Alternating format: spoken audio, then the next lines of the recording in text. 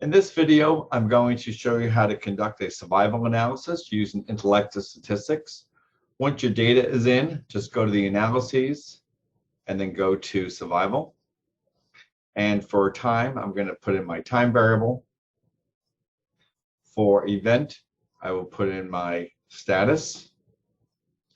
And for my covariates, I'm going to go ahead and put in age, residual diagnosis and treatment group, and hit calculate.